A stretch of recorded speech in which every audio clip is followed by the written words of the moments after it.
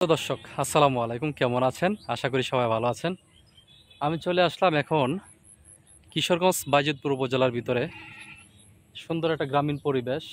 এক সাইডে ফসলের মাঠ, আরেক সাইডে হচ্ছে আপনার মাছের পুকুর। ওই পুকুর পাড়ে আবার খামার আছে, এই মুরগির খামার।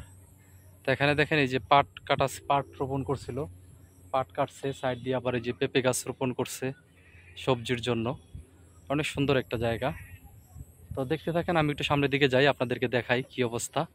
আর এই যে এই সাইডটা যেটা, এই সাইডটাতে হচ্ছে আপনার মাছের ঘের, ওই সাইডে মাছের ঘের, এই পাশে মাছের ঘের সুন্দর। ওইটা আরও বড় বেশি, ওইটার পরেও আছে। আর ওই যে ওইখানে আপনার একটা খামার আছে। কিশোরগঞ্জে প্রায় পুকুর পাড়ে আপনার মুরুগ লালন পালন করা হয়। তো সামনের দিকে যাই, দেখি কি অবস্থা, সাথেই থাকুন। হাই মাশাল্লাহ, দেখেন কি বিশাল অবস্থা।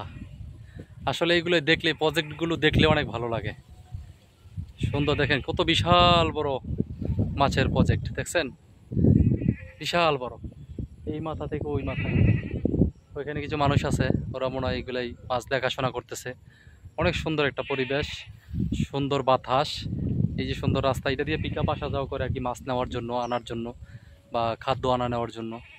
অনেক সুন্দর একটা জায়গা, দেখতে থাকেন। আর এই যে মাছে ফালাইতেছে, তো আমি একটু সামনের দিকে যাই, দেখি কি অবস্থা, সাথেই থাকেন। আর সেই সৌন্দর্যগুলো আসলে অনেক ভালো লাগতেছে আমার কাছে।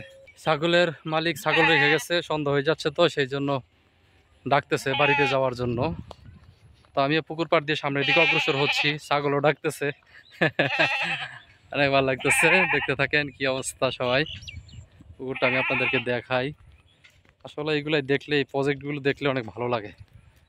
যে মাছ চাষ কর্মসংস্থান, চাকরি নয়, অন্যের গোলামি নয়, নিজে কর্মসংস্থানের ব্যবস্থা করা এবং নিজের প্রতিষ্ঠানে অনেকের কর্মের ব্যবস্থা করা, এটা থেকে আর কি হতে পারে। কত সুন্দর একটা পরিবেশ। যে রেন্ডি গাছ আছে, রেন্ডি গাছে ছায়ার নিচে অনেক সময় কাজ করে। আর এটা হচ্ছে সেই পুকুর পাড়ে মুরগির খামার। মনে হয় বাচ্চা বিক্রি করে দিছে, এখন খালি আছে, হয়তো বা পরে আবার বাচ্চা উঠাবে।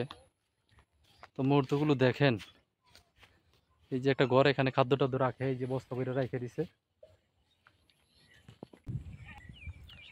তো অনেক সুন্দর একটা জায়গা, সুন্দর একটা পরিবেশ, দেখেন আপনাদেরও ভালো লাগবে।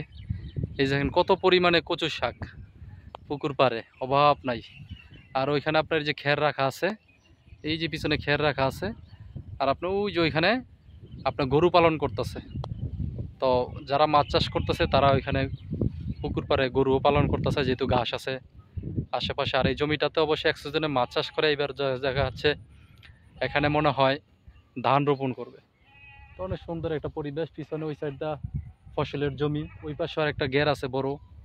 অনেক সুন্দর একটা পরিবেশ, ভাল লাগছে, আপনাদেরও ভাল লাগবে।